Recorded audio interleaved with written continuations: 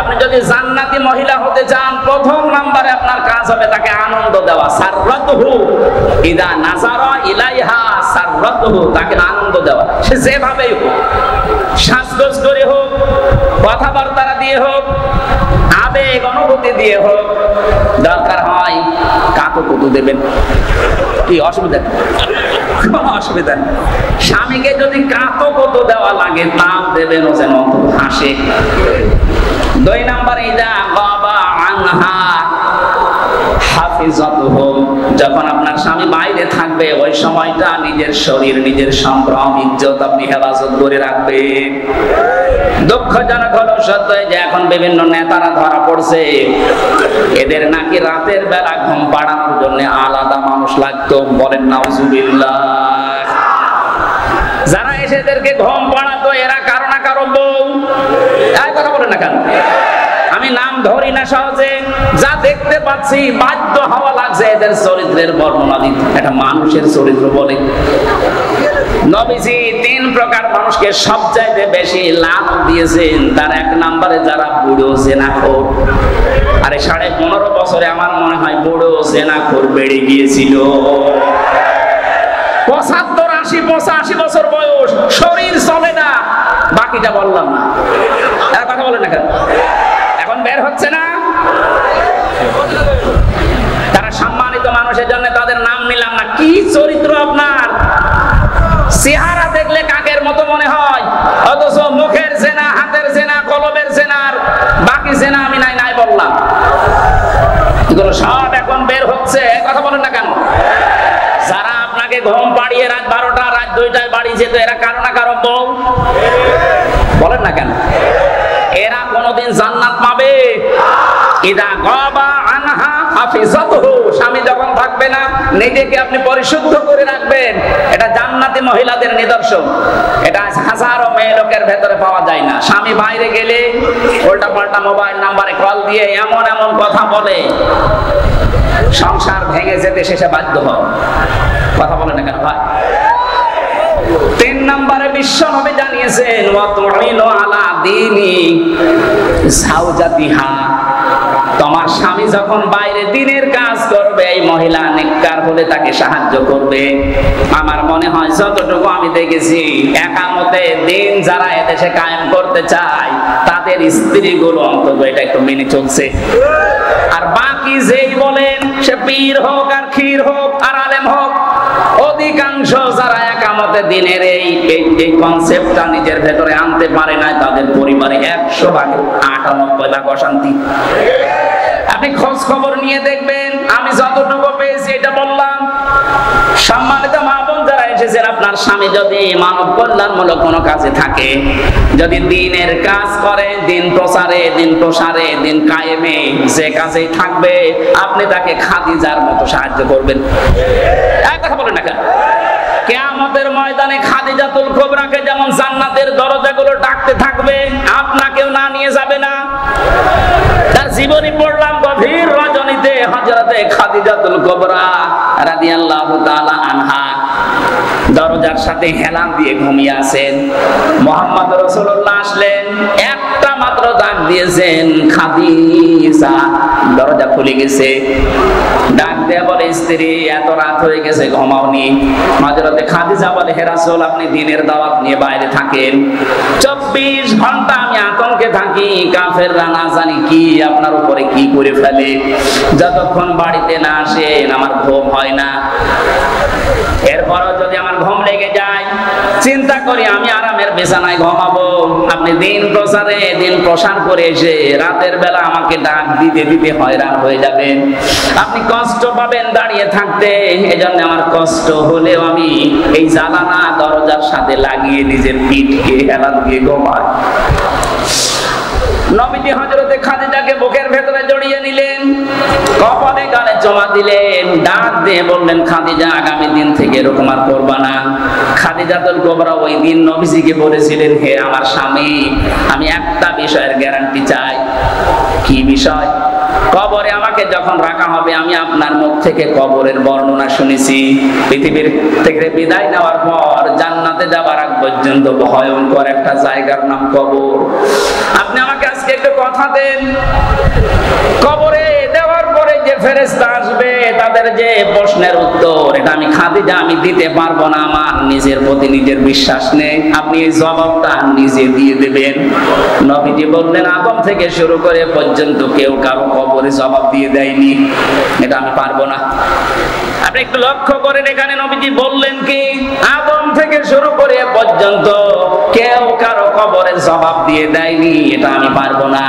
অথচ বাংলাদেশে বহু ভণ্ড পীর এটা ছড়িয়েই দিয়েছে, এ দরবারে মুরিদ বলে কবরের হিসাব ওনা কিসে দিয়ে দেবে। এটা যে পুরা প্রতারণা, বাটপারি, চিটারি, আর কারো কাছে ফতোয়া নেওয়া লাগবে। এই ভ্রান্ত ধারণায় যারা আছেন এক্ষুনি আপনি থামবেন। কিসের পীর, কিসের বাবা?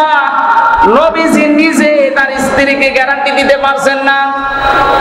হযরতে খাদিজাতুল কুবরা বলেন, হে নবী আপনি যদি আমাকে কিছুই না বলেন, এই যে আমি সেজদায় গেলাম, আমার মালিক যখন কিছু না জানাবে যতক্ষণ আমি সেজদা থেকে মাথা তুলবো না। নবীজি দাঁড়িয়ে আছেন, হঠাৎ ফেরেশতা জিবরাইল এসে বলে, হে নবী খাদিজাকে আপনি মাথা তুলতে বলেন, তার চোখের পানি আরশে মঞ্জুর হয়ে গেছে।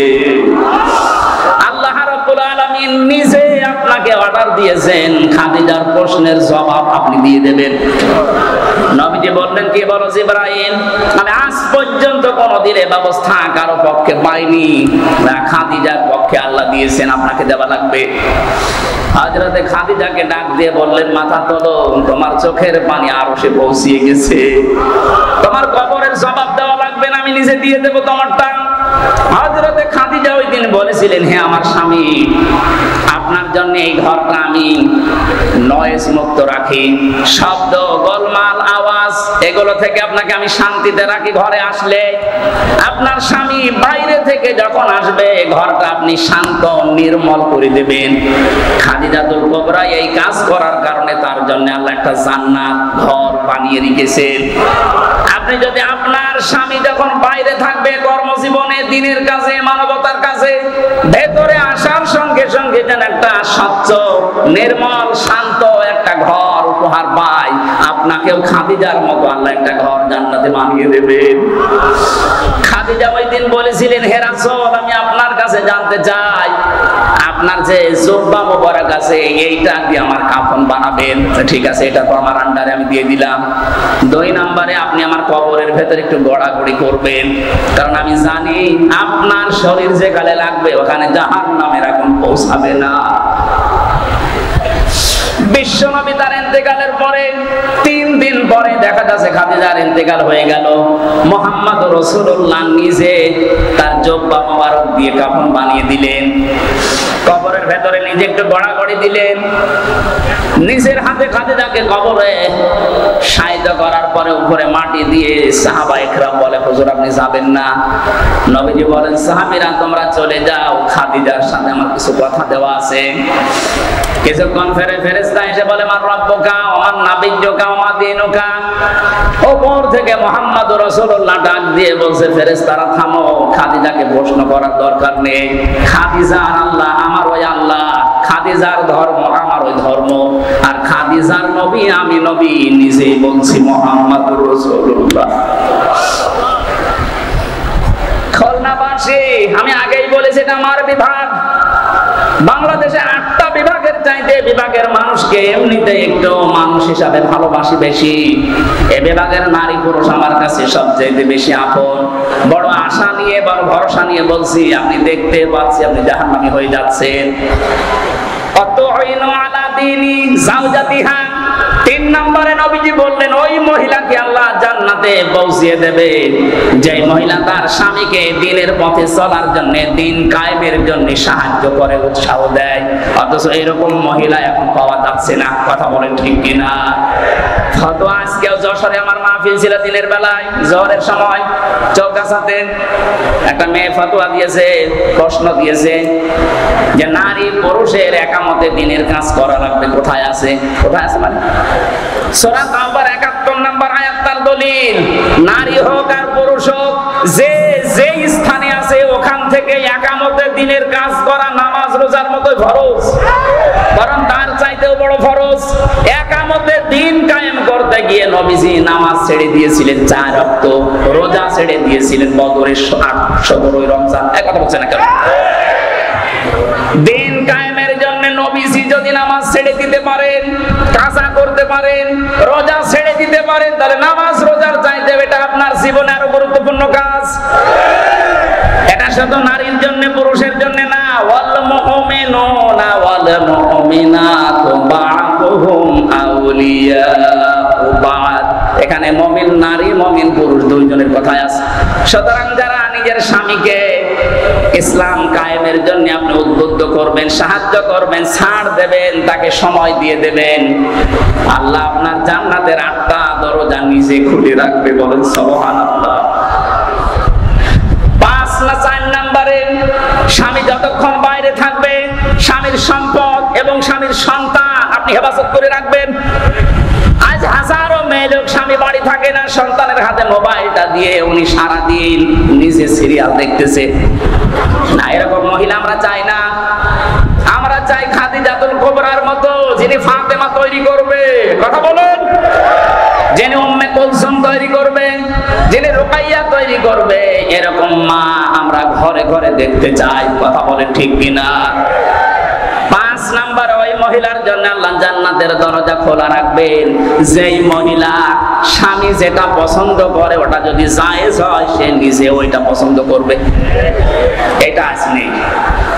100টার 98টা পরিবারে আমরা পাচ্ছি না স্বামী যেটা পছন্দ করে জায়েজ, অথচ স্ত্রী ওইটা চায় না। আমি 27টা পেয়েছি, তার একটা বলছি। আমি সহ যত স্বামী এখানে বসে আছে প্রত্যেকটা স্বামী পছন্দ করে এবং চায় যে বিয়ের পরে যেন আমার মা বাবা আমার সাথে থাকে। কথা বলেন না কেন? 100টার 98টা পরিবারে এটা চায় না। এই মেয়েটা চায় না, শুধু এই মেয়ের দোষ না, এই মেয়েটাকে কান পড়া দেয় ওর মা আর ওর বড় বোন। ওখান থেকে খালি বারবার ফতোয়া দেয়, আর কতদিন থাকবি, তাড়াতাড়ি আলাদা হ। সম্মানিত মা বোনেরা, আপনার মা, আপনার বড় বোন যদি আপনাকে জান্নাতে যাওয়ার প্রতিবন্ধকতা সৃষ্টি করে, এরকম মা আর বাবার কথা মানা। আরো জোরে বলেন। এই যে আরাফ নামক যে প্রাচীরের উপরে আপনি দাঁড়িয়ে আছেন, এই হাদিসের ব্যাখ্যা বলতে গিয়ে আমি হাদিসটা নিয়ে আসলাম। বিশ্ব নবী জানিয়েছেন ওদেরকে আল্লাহ জান্নাতে দিচ্ছে না কারণ তারা মা বাবার হক আদায় করেনি। 2 নম্বর, নবীজি বললেন ওদেরকে জাহান্নামে আল্লাহ দেবে না। সাহাবী প্রশ্ন করলেন হযরতে আবু যর গিফারী রাদিয়াল্লাহু তাআলা আনহু, হে নবী এদেরকে জান্নাতে দিচ্ছে না বুঝলাম, জাহান্নামে দেবে কেন? বিশ্ব নবী বলেন এই মানুষগুলো দুনিয়া আর যাই করুক, ইকামতের দিনকে কায়েম করার জন্য সর্বাত্মক চেষ্টা চালিয়েছে, এই কারণে আল্লাহ তাদেরকে জাহান্নামে দেবে না। এটা শুধু খুলনা না, সারা পৃথিবীতে ছড়িয়ে যাচ্ছে। কত সাংবাদিক দেখছেন না, সবাইকে উদ্দেশ্য করে আমি ঘোষণা দিতে চাই। সূরা সফের 10 নম্বর আয়াতের দলিল, হাদা আদুল্লুকুম আলা তিজারাতিন তুমজিকুম মিন আযাবিন আলীম। তোমাদেরকে এমন একটা ব্যবসার কথা বলবো যেটা করলে জাহান্নামের আগুনে যাওয়া লাগবে না। তুমিনুনা বিল্লাহি ওয়া রাসূলিহি ওয়া তুজাহিদুনা ফি সাবিলিল্লাহ বিআমওয়ালিহিম ওয়া আনফুসিহিম যালিকুম খায়রুল লাকুম ইন কুনতুম তা'লামুন। আল্লাহর প্রতি ঈমান আনার পরে, রাসূলের প্রতি ঈমান আনার পরে, এই দুইটাকে সামনে নিয়ে তাদের বিধান জমিনে কায়েম করার জন্য জান আর মাল দিয়ে যারা জিহাদ করবে তাদেরকে আল্লাহ জাহান্নামে দেবে না। সুতরাং এই পৃথিবীতে যারা দিন কায়েমের জন্য চেষ্টা চালান, অন্যান্য যদি কোনো গুনাহ হয়েও থাকে, আল্লাহ অন্তত আপনাকে জাহান্নামে দেবে না, এই গ্যারান্টি আমি দিতে পারি। জাহান্নামে যাবেন না, কিন্তু জান্নাতে যেতেও পারছেন না মা বাবার হক আদায় না করার কারণে। কথা বলেন না কেন? হাদিসের শেষে আমি আর পাইনি যে নবীজি আর জানাননি যে তারা যাবে কোথায়। খুলনাবাসী জান্নাতেও যেতে পারছেন না মা বাবার হক আদায় না করার কারণে, জাহান্নামও আল্লাহ দেখছেন না ইকামতের দিনের দায়িত্ব পালন করার কারণে। যদি ওই আরাফ নামক প্রাচীরের উপরে দাঁড়িয়ে থাকা লাগে, কি হবে বলেন তো? ওই রকম জীবন আমরা চাই? বলেন বলেন। এই আরাফ নামক সূরা থেকে একটা মাত্র আয়াত পড়েছি, 206টা আয়াত এখানে আছে, 179 নাম্বার আয়াত। আমার আজকের আলোচনার বিষয় বিবেক। কি বললাম? আরো জোরে। বিবেককে যদি সত্যি কেউ কাজে লাগাতে পারে, জীবনও সে রাস্তা হারাবে না, সে রাস্তা পাবেই। আজকে আমরা অনেকে রাস্তা হারিয়ে ফেলেছি বিবেককে কাজে না লাগার কারণে। দেখেন তো আল্লাহ কি জানিয়েছেন, ওয়ালাকাদ যারানা লিজাহান্নামা কাসীরাম মিনাল জিন্নি ওয়াল ইনস। আল্লাহ কথা শুরু করার আগে তাকিদ দিচ্ছেন। আল্লাহ পাক বলেন ওয়ালাকাদ, অবশ্যই, যারানা, আমি বানিয়েছি, তৈরি করেছি, লিজাহান্নামা, জাহান্নামের জন্য, কাসীরাম মিনাল জিন্নি ওয়াল ইনস, অধিকাংশ মানুষ আর জিন জাহান্নামে যাবে, এই জন্যই বানিয়েছি। প্রশ্ন আসতে পারে তাহলে আমাদের দোষ কি? যেখানে আল্লাহ কাসির দিলেন কলিল না দিয়ে, আবার কাসির না দিয়ে কাসির র একালে টান আছে। কলিল মানে অল্প, কলিলা মানে একেবারে অল্প, কাসির মানে অল্প, কাসির, কাসির মানে বেশি, কাসির র মানে অনেক বেশি। কত বেশি আমাদের মেধা ধরবে না। আল্লাহ বলেন এত মানুষ আর জিন জাহান্নামে দেব। আমরা যেহেতু প্রশ্নই করে ফেলেছি আল্লাহ, তাহলে আমাদের দোষ কি? আল্লাহ বলেন দোষ আছে। তিনটি ইন্দ্রিয় শক্তি যাদের আছে, এই তিনটা যারা কাজে লাগাবে না, এই মানুষগুলো মাস্ট বি জাহান্নামে যাবে। আর অন্যান্য কারণ আছে অন্য আয়াতে, এই আয়াতে তিনটা পেয়েছি। খুলনাবাসী, এখন থেকে আপনি মিলাবেন আপনার ভেতরে এই তিনটা গুণ আছে কিনা। যদি থেকে থাকে এখনই তাওবা করে ভালো হওয়ার নিয়ত করা লাগবে। রাজি আছেন কিনা? রাজি আছেন কারা কারা? দেখি লিল্লাহে তাকবীর, লিল্লাহে তাকবীর, লিল্লাহে তাকবীর।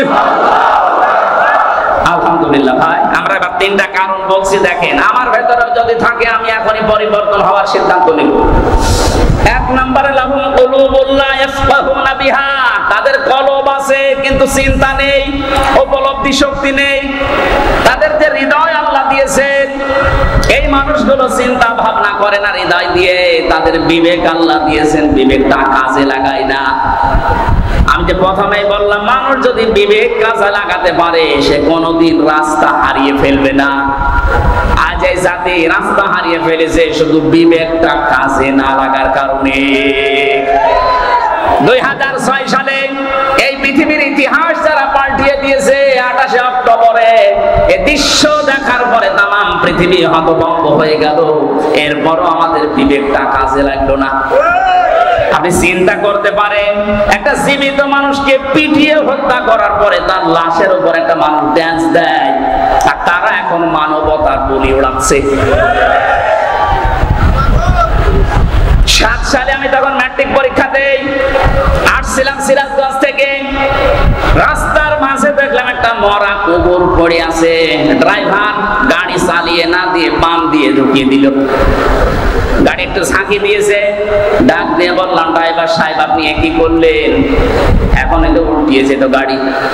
ড্রাইভার আমার বলছে, দেখেন না একটা মরা কুকুর পড়ে আছে, আমি ডবল করে আমার চাকা চালাবো, আমার বিবেক নেই। আমি ওনারে যেই বলেছি, আরে ভাই এটা তো মরা কুকুর, এ মারলে কি আর না মারলে কি? ড্রাইভার আমার দিকে আবার ঘুরে বলছে, হুজুর আপনি কি আসলে হুজুর নাকি বেশ ধরেছেন? কেন? আপনি দেখছেন একটা মরা কুকুর পড়ে আছে, আমি ডবল করে গাড়ির চাকা চালাবো, আমার বিবেক নেই। বললো, ভাই আপনার নাম কি? বলছে সুব্রত। তার মানে আপনি হিন্দু মানুষ। নাম কি? বলেন বলেন। পেটের উপরে থাবা দিয়ে ওই দিন বলেছিলাম আপনি একটা হিন্দু, আপনার ঈমান নেই কিন্তু বিবেক আছে। বিবেক থাকার কারণে একটা নিকৃষ্ট জীব পড়ে আছে মরা, তারপর আপনি ডবল করে মারেন না। অথচ পৃথিবীর আশরাফুল মাখলুকাত আমার জসিম ভাইকে কিছু মানুষ পিটিয়ে মারার পরে ড্যান্স দিয়েছিলেন। এদেরকে মানুষ আপনি বলতে পারেন? কথা বলেন না কেন? এদের বিবেক কোথায় গেল? আমি আর সাবেক এমপি সাহেব যে জেলখানায় ছিলাম, ওখানে যে রাইটার শেষে পেয়েছিলাম, রাইটার যাকে, ওই যে খুলনাতে বাড়ি আপনাদের এই 18 মাইলের এদিকে, এদিকে পাইক গাছের এদিকে 18 মাইল আছে না, ওখানে বাড়ি শাওন। এই যে বিশ্বজিৎ হত্যার মামলার আসামি, ওর ফাঁসি ছিল, এখন যাবজ্জীবন 30 বছর জেল খাটা লাগবে।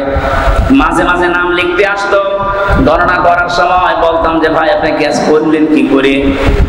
দেখেন আমার বিবেক ওই সময় কাজ করেনি। এই হিন্দু বেটা আমারে বারবার বলেছিল যে ভাই আমি মুসলমান না, আমি শিবির কি জানি না, আমি ফুল হাতা হাফ হাতা না। কথা বুঝে? আমি ফুল হাতা আমার হাফ হাতা না, তারপরেও আমি ছাড়ি নাই। গরু যেভাবে কোপ দেয়, ছাগল যেভাবে কোপ দেয়, মানুষ আমি ওইভাবে কোপিয়েছি। আপনার বিবেক মরে গেছে। কুষ্টিয়ার আবরার ফাহাদকে যেদিন পিটিয়ে আপনি মেরে ফেলেছেন, কথা বলেন ঠিক কিনা? আপনাদেরকে নিষিদ্ধ করার আমি 100 কারণ বলতে পারবো, কিন্তু বৈধতা দেওয়ার একটা কারণ এই দেশের মানুষের কাছে নেই। আপনি যে বৈধতা পাওয়ার জন্য বলছেন আমরা মানি না মানে আপনি যে বৈধতা পাবেন কি দিয়ে পাবেন? একটা জিনিস দেখান যে এই কারণে আপনাদের বৈধতা দেওয়া লাগবে। আপনাদেরকে নিষিদ্ধ করার জন্য আমি 100 কারণ দেখাতে পারবো। এখন মানে নিজে যাদের সাথে জেল খেটে আবরার হত্যা মামলার আসামিরা আমাদের সাথে ছিল, ওনাদের ব্লকে ছিল। বিবেকটা আজ আমাদের কাজে লাগছে না। আল্লাহ রাব্বুল আলামিন জানেন লাহুম কুলুবুল লা ইয়াফকাহুনা বিহা, এই শব্দ দিয়ে আরম্ভ করলেন। যাদের বিবেক কাজে লাগে না এই মানুষগুলোকে আল্লাহ জাহান্নামে দেবেন। আল্লাহ স্মরণ করাচ্ছেন আমাদের ওই জন্মের ইতিহাসটা। হাল আতা আলাল ইনসানি হিনুম মিনাদ দাহরি লাম ইয়াকুন শাইআন মাযকুরা। আল্লাহ পাক বলেন মানুষের জীবনে কি এমন সময় অতিবাহিত হয়ে যায়নি যে সময় উল্লেখ করার মতো সে কিছু ছিল না? আমাকে যদি আল্লাহ বলে হামজা নেই থেকে তোকে আমি এ পর্যন্ত বসিয়েছি, এর মাঝে তোর মা বাবা শুধু বিছানায় ছিল, বাকি যা করার কে করেছে? বলেন। বিজ্ঞান এখন প্রমাণ করছে ফালিয়ানজুরিল ইনসানু মিম্মা খুলিক, খুলিকা মিম্মা ইনদাফিক ইয়াখরুজু মিন বাইনিস সুলবি ওয়াত তারাইব। এই যে সুলবুন আর তারাইব এই শব্দ দুইটা নিয়ে বাবার স্ফলিঙ্গ দিয়ে দ্রুত গতিতে যে পানিটা বের হয়ে মায়ের রান রেহেমের ভেতরে জমা হয়, বিজ্ঞান জানিয়েছে চুল, রক্ত, গোশত আর চর্বি এগুলো আল্লাহ তৈরি করেন। চুল, রক্ত, হাড়, রক্ত, চর্বি আর চামড়া, গোশত, রক্ত, চর্বি আর চামড়া, 4-8টা জিনিস যখন এক হয়ে যায়, আল্লাহ বলেন মানুষ তৈরি হওয়ার জন্য 13টা জিনিস লাগবে। বাকি 5টা আমি আল্লাহ আমার রব নামের কারণে তোকে নিজে দান করেছি। ওয়াজআলা লাকুমুস সামআ ওয়াল আবসারা ওয়াল আফিদা ইলা আখিরিয়া। এটা শ্রবণ শক্তি, দর্শন শক্তি, বাক শক্তি, আকল শক্তি আর ঘ্রাণ শক্তি, এটা দুনিয়ায় কেউ দেয়নি, আল্লাহ নিজে দিয়েছেন এই 5টা। এটা কথা বলতে পারি বাক শক্তি, এটা দেওয়া কার? আশ্চর্যের বিষয়, 15.5 বছরে আল্লাহর এই দেওয়া বাক শক্তিকে অনেকে রুদ্ধ করে রেখেছিল, কথা বলতে পারি নাই। কথা বলে ঠিক কিনা? অন্তত এখন যারা কথা বলতে পারছি মন খুলে আল্লাহর এই বাক শক্তি দিয়ে জবান খুলে শুকরিয়া আদায় করেন আলহামদুলিল্লাহ। আরো জোরে বলেন আলহামদুলিল্লাহ।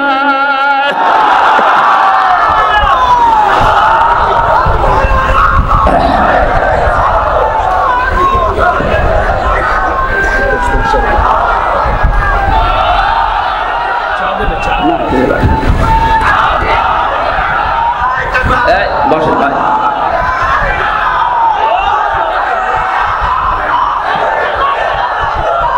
খুলনাবাসী আমার এই আয়াত থেকে প্রথম এই যে একটা করে আমি প্রায় এখানে 12টা পয়েন্ট বের করেছি। যারা তাদের কলম কাজে লাগাবে না, তাদের এই বিবেক বুদ্ধি এটা যারা কাজে লাগাচ্ছেন না, কি ছিলেন আপনি, কোথায় আসলেন? আমার এই 33 বছর বয়স, 34 বছর আগে হামজা নামে আমার এই জায়গায় দুনিয়ায় কেউ ছিল না। কথা বলেন ঠিক কিনা? দয়া করে আল্লাহ পাক আমাকে এই জায়গা পর্যন্ত নিয়ে এসেছেন।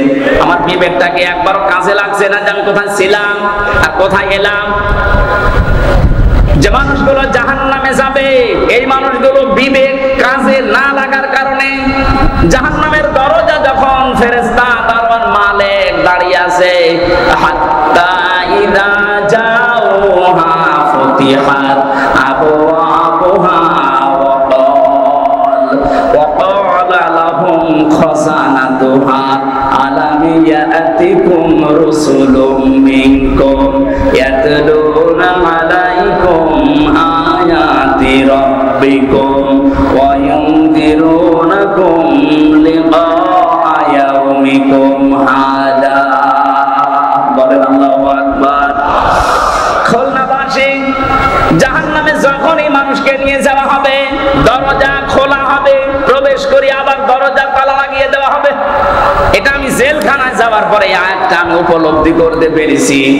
আল্লাহ পাক এখানে জাহান্নামের কথা বলার সঙ্গে সঙ্গে জানাননি যে জাহান্নামের দরজা খোলা থাকবে না। জাহান্নামের দরজা সব সময় বন্ধ থাকবে, শুধু আপনাকে প্রবেশ করানোর পরে আবার তালা লাগিয়ে দেবে। বাংলাদেশ সহ বিশ্বে যত কারাগার আছে, জেলখানা আছে, সব নিয়মই এইটা। আসামি প্রবেশ করাবে, করানোর পরে বন্ধ করে দেবে, আবার বের করে দেবে, আবার বন্ধ করে দেবে। কখনো দরজা খোলা থাকে না, 24 ঘন্টা দিন রাত তালা মারা। জাহান্নাম আল্লাহ এইভাবেই বানিয়েছেন, 24 ঘন্টা তালা মারা থাকবে। ভেতরে ফেরেশতারা উপর থেকে জিজ্ঞাসা করবে, তোমাদের কাছে কি নবী রাসূল যায়নি? খুলনার মানুষেরা হয়তো ওই সময় বলতে পারে না, 1500 বছর আগে নবী রাসূল পার হয়ে গেছে, আমি নবী রাসূল পাবো কোথায়? এই যে আলাম ইয়াতিকুম রাসূলুন, এখানে রাসূল বহু বচন না, আল্লাহ এক বচন দেয়নি, বহু বচন দিয়েছেন। প্রশ্ন আসতে পারে, এখন কি রাসূল আছে? কিয়ামত পর্যন্ত আসবে, তাহলে আল্লাহ রাসূলুন বহু বচন দিলেন কেন? জবাব হচ্ছে ফি জিলালিল কোরআন আর ইবনে কাসিরে এই দুইটা তাফসীরের জবাব। আল্লাহ রাসূলুন বহু বচন দিয়েছেন এর জন্য কিয়ামত পর্যন্ত নবী রাসূল আসবে না ঠিক, কিন্তু নায়েবে রাসূল আসবে। কথা বলে না কেন? তাম দুনিয়ায় যারা ইলম পেয়েছে, আমরা যাদেরকে আলেম বলি, এই আলেমরা যারা জ্ঞান অনুযায়ী তাদের যোগ্যতা অনুযায়ী আমল করবে, এই মানুষগুলো নায়েবে রাসূল, নবীর উত্তরাধিকারী। এই জন্য আল্লাহ রাসূল না দিয়ে রাসূলুন দিয়েছেন। খুলনার মানুষেরা জাহান্নামের দরজার দারোয়ান ফেরেশতা মালিক উনি বলবে, আরে তোদের কাছে নবী আর রাসূল যায়নি, কিন্তু আমির হামজা গিয়েছিল। এক কথা বলেন না, মাওলানা হোসাইন আহমেদ গিয়েছিল, এই জাহান্নামের কথা কি শোনায়নি? এই যে এই শাস্তি সতর্ক করেনি? ওরা তখন বলবে, ক্বালু বালা ক্বাদ জানা নাযীর, আমাদের কাছে সতর্ককারী গিয়েছিল। যে নাম এখন ফেরেশতারা বলবে ওই নামে, হয়তো আমির হামজা বলতে পারে, হোসেন আহমেদ বলতে পারে, রবিউল ইসলাম বলতে পারে, আবুল বাশার বলতে পারে, যারা আলেম নবীর উত্তরাধিকারী নায়েবে রাসূল তাদের নাম বলা হবে। এই জন্য রাসূল দিয়েছেন। তারা যখন স্বীকার করবে হ্যাঁ গিয়েছিল, তারপরে কি ফেরেশতারা এই কথা জবাব চাইলে ওরা বলবে, ফাকাযাবনা ওয়া কুলনা মা নাযালাল্লাহু মিন শাইইন, আমাদের কাছে গিয়েছিল কিন্তু কথা শোনার পরে আমরা বিশ্বাস করতাম না, নিজের মনে মনে বলতাম বেটা মনে হয় মিথ্যা কথা বলে। এরকম মন দেশে নেই। বলবে যে বেটা মনে হয় মিথ্যা কথা বলে, এরকম কিছু আল্লাহ নাযিল করেনি। আপনি নিজেও কোরআন পড়তে পারেন না, বোঝেন না, হামজা বলবে আপনি মানবেনও না। আপনি কি হয়েছেন? কি বলেন, কি হয়েছেন আপনি? ধরা যেদিন খাবেন সেই দিন ধরা এমন জায়গায় খাবেন, শুধরাবেন, সে পদ্ধতিও থাকবে না। তখন আফসোস করে বলবে, ওয়াকালু লাউ কুননা নাসমাউ আও নাকিলু মা কুননা ফি আসহাবিস সাঈর। ওই সময় যদি তাদের কথাগুলো শুনতাম আর বিবেক দিয়ে যদি উপলব্ধি করতাম, যদি মেনে নিতাম, তাহলে এই সাঈর নামক জাহান্নামের দরজা দিয়ে আজকে আমাদেরকে আশা লাগতো না। ফাতারাফু বিযামবিহিম, তাদের নিজেদের অপরাধ তারা স্বীকার করবে। ফাসুক্কাল লিআসহাবিস সাঈর, জাহান্নামের সাঈর যেটা তার অধিবাসী তাদেরকে আল্লাহ বানিয়ে দেবে। জোরে বলুন নাউযুবিল্লাহ। খুলনাবাসী, আমাদের বিবেক আছে, বিবেক যেন আমাদের কাজে লাগে আজকে থেকে। হামজা তার বাবার কথা বানিয়ে বলছে না, আপনাদেরকে বাঁচার জন্য আয়াতের পারা, পৃষ্ঠা, লাইন, রুকু, সূরার নাম, তাফসীরের নাম সব বলে দিয়েছি। এরপরও যদি কারো বিবেক কাজে না লাগে, আমার মনে হয় ওর বিবেকের উপরে কুকুরে পোশাক করেছে। তারপরও বলছে ঠিক। আশা করছি বিবেকটা কাজে লাগাবেন। বিবেক যদি সত্যি আপনার কাজে লাগে আপনি রাস্তা পেয়ে যাবেন। কিন্তু যে মানুষগুলো জুলুম করতে করতে মানুষের বিরুদ্ধে অপপ্রচার করে মানুষকে দুনিয়ায় অপরাধী বানানোর জন্য যারা চেষ্টা চালিয়েছে এদের বিবেককে আল্লাহ মেরে ফেলেন। সূরা আনফালের 23 নম্বর আয়াতে আল্লাহ জবাব দিয়েছেন, ওয়ালাউ আলিমাল্লাহু ফীহিম খায়রান লা আসমা'আহুম ওয়ালাউ আসমা'আহুম লাতাওয়াল্লাউ ওয়া হুম মু'রিদুন। ওই মানুষগুলো তো শুনবে না, আপনি যতই তাদেরকে শোনানোর চেষ্টা করেন ওই মানুষগুলো শুনবে না। না শোনার পেছনে কারণে ওদের শোনার মতো যে মন এইটা আল্লাহ নষ্ট করে দিয়েছে ওদের অপরাধের কারণে। এখানে ফেরাউন যখন ডুবে যাচ্ছিল ওই সময় কিন্তু শেষ কথা বলছিল এইটা, আন্নাহু লা ইলাহা ইল্লাল্লাযী আমানাত বিহি বানু ইসরাঈল। বলেছিলাম ঈমান আনলাম ওই আল্লাহর উপরে, যে আল্লাহর উপরে ঈমান এনেছে বনি ইসরাইল সম্প্রদায়। আমি তো মুসলমান। আল্লাহ বলেছেন আল্লাহ। এখন তাফসিরে আমি হাক্কানিতে পড়েছি, জবাব দিয়েছেন মুফাসসিরিন ইকরাম, ওকে আল্লাহ পাক জিবরাইলকে কেন বললেন মুখের উপরে কাঁটা লাগিয়ে দাও? এই জন্য বলেছিলেন কারণ লোকটা আল্লাহর একাত্মবাদের ঘোষণা দিয়েছিল, কিন্তু ওই জামানার প্রেরিত পুরুষ যিনি, ওই জামানার নবী রাসূল যিনি হযরত মুসা, তাকে সে স্বীকার করেনি।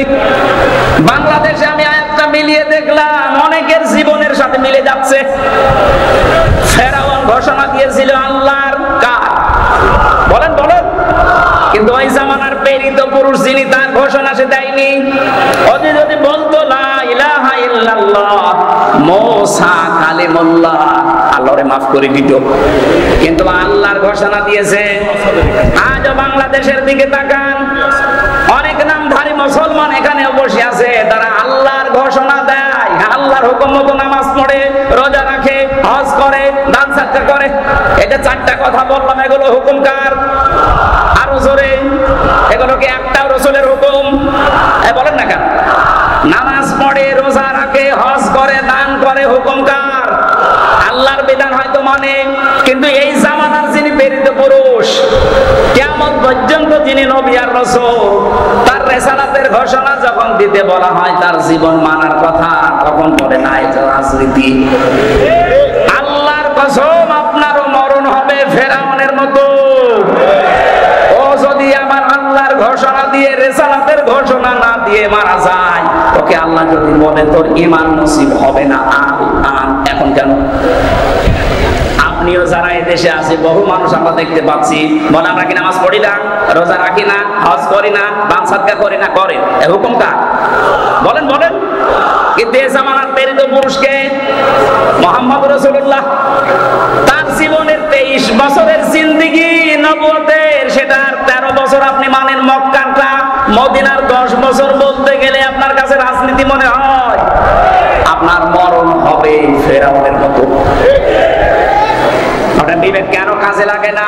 বিবেকটা কাজে লাগান এখন। ফেরাউন এখন মিশরের পিরামিডে আছে। ফালিয়াউমা নুনাজ্জিকা বিবাদানিকা লিতাকুনা লিমান খালফাকা আয়া। তোকে আমি নিদর্শন করে রাখলাম, কিয়ামত পর্যন্ত তোর পেছনে যারা আসবে তারা যেন তোকে নিয়ে শিক্ষা নিতে পারে, কিন্তু না। ওয়াইন্না কাসীরাম মিনান নাসি আন আয়াতিনা লাগাফিলুন। অধিকাংশ মানুষ তোকে দেখতে যাবে, তোকে দেখে আসবে, তোকে দেখা পর্যন্ত শেষ, কিন্তু তারা শিক্ষা নেবে না। এই দেশে যারা দায়িত্বে ছিল অনেক মানুষ বাইরের বিভিন্ন দেশ ভ্রমণ করেছে, ওখানে যাওয়ার পরে বিভিন্ন নিদর্শনগুলো দেখেছে, কিন্তু দেখার পরে তাদের বিবেকে কাজ করেনি, বিবেক মরে গেছে। ইন্না শাররাদ দাওয়াবি ইনদাল্লাহি সাম্মুল বুকমুল্লাযিনা লা ইয়াকিলুন। সূরা আনফালের 22 নম্বর আয়াতে আল্লাহ জানিয়েছেন যত সৃষ্টি আমি করেছি সব চাইতে নিকৃষ্ট আমার কাছে ওই লোকটা যার বিবেক কাজে লাগে না। আমাদের অন্তত আল্লাহ তাদের বিবেক দিয়েছে, বিবেকটা কাজে লাগাবেন না লাগাবেন না? যারা লাগাবেন না তারা বিশ্বাস করে নেন আপনি জাহান্নামী।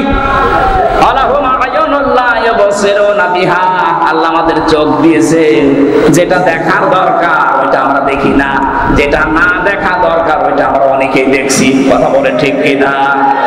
যাদের মোবাইলে এমন কোন দৃশ্য আছে যেটা নিজে দেখলে আনন্দ পায়, অন্য কেউ দেখলে লজ্জা পায়, এমন দৃশ্য নেই? এক কথা বলে না কেন? যেগুলো আছে এই মুহূর্তে ডিলিট করা লাগবে।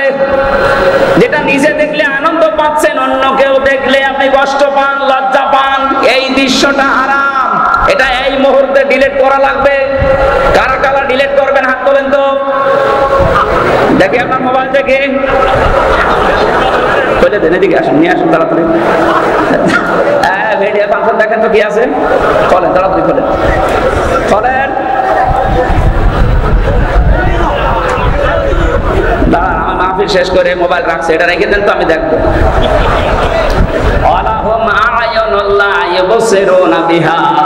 আপনার চোখ আছে কিন্তু আপনি না দেখার ভান করেছিলেন।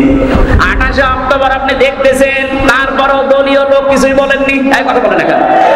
আজকে ওর 100 ভাগের 1 ভাগ কিছু হলে আপনি চিল্লিয়ে ওঠেন কেন? ওই সময় আপনার বিবেক কি মরে গেছে? ওই সময় আপনার চোখ ছিল না? ওদের কান আছে কিন্তু ওরা শোনেনি, দুনিয়ার সব কিছু শুনতো, আমার কোরআনের কথা শুনতো না। কথা বলে ঠিক কিনা? কত কিছু রেডিওর পর্দায় শুনতেন, টেলিভিশনে শুনতেন, পত্রিকায় শুনতেন, শোনার পরও বলতেন না। খালি বিভিন্ন রকমের মিথ্যা ট্যাগ দিয়ে আপনি সব চেপে যেতেন। আপনার বিবেকটা, এই কানটা, চোখটা কি করেছিলেন?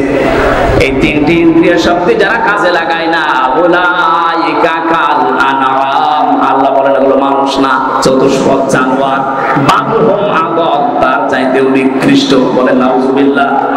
উলাইকা হুমুল গাফিলুন, তারা গাফিল। আল্লাহ এই আয়াতটা বাস্তব জীবনে আমরা যেন সেট করতে পারি, সেই তৌফিক দাও। বলেন আমিন। আবু হুরায়রা রাদিয়াল্লাহু তাআলা থেকে বর্ণিত হাদিস বলেছিলাম, মান কারাআল কুরআনা, যে ব্যক্তি কোরআন পড়ে, আর এই উদ্দেশ্য নিয়ে 65 বছর আগে মাদ্রাসা কায়েম করা। কথা বলেন ঠিক কিনা? যারা কোরআন পড়ছেন আপনারা, ফাস্তাজহারাহু, কোরআনকে যারা ইজহার করার চেষ্টা চালাবেন, ইজহারের 99টা অর্থ আছে। ইজহার মানে প্রকাশ করা, ইজহার মানে দাঁড় করানো, ইজহার মানে বিজয় করা, ইজহার মানে কায়েম করা। কোরআন যারা পড়ে এবং কোরআনকে যারা বিজয় করার জন্য চেষ্টা চালায়, ফাহাল্লা হালালাহু ওয়া হারামা হারামাহু, এর ভেতরে হালালকে হালাল জেনে মেনে নেয়, হারামকে হারাম জানার পরে ছেড়ে দেয়, আদখালাহুল্লাহুল জান্নাহ, আল্লাহ পাক তাকে জান্নাতে প্রবেশ করিয়েছে না করাবে? না না, আদখালা এটা মাজি, আদখালা ইদখিলু এটা অতীতের শব্দ।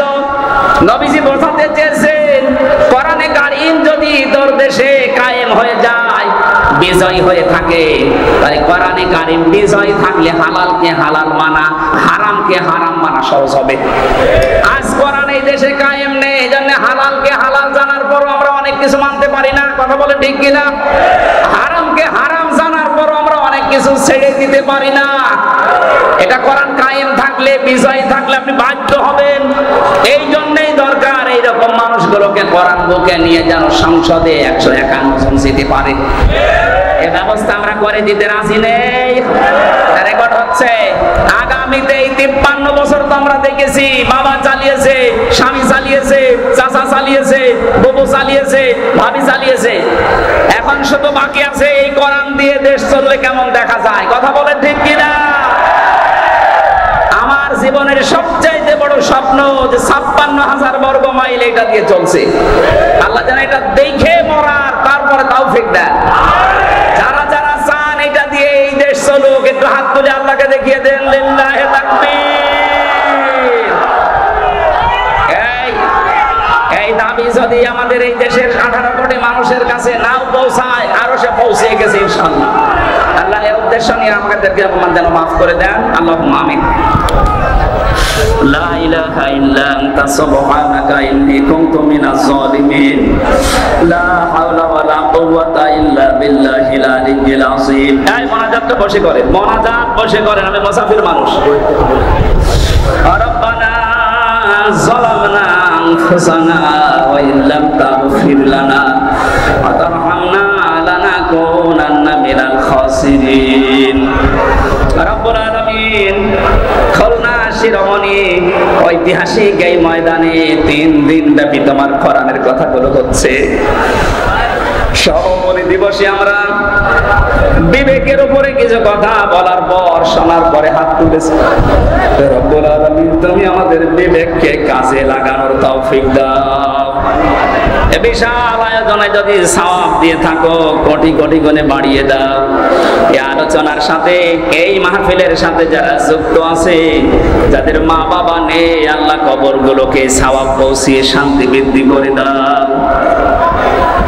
আজকের মাহফিলের সভাপতি তোমার গোলাম অধ্যাপক মিয়া গোলাম পরোয়ার, আল্লাহ তার বাবাকে হারিয়েছে।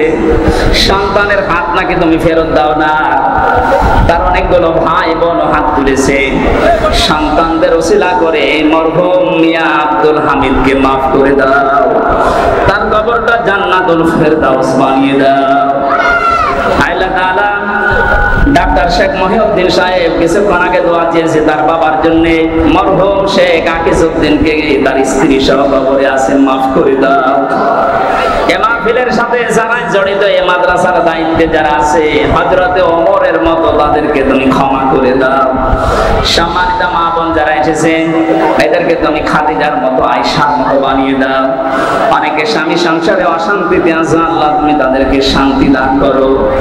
তাদের পেটে এমন সন্তান দান করো আল্লাহ তাআলা, যেটা হযরতে ওমরের মতো হবে, হযরতে আবু বকরের মতো হবে, হযরতে খালিদ ইবনে ওয়ালিদের মতো হবে।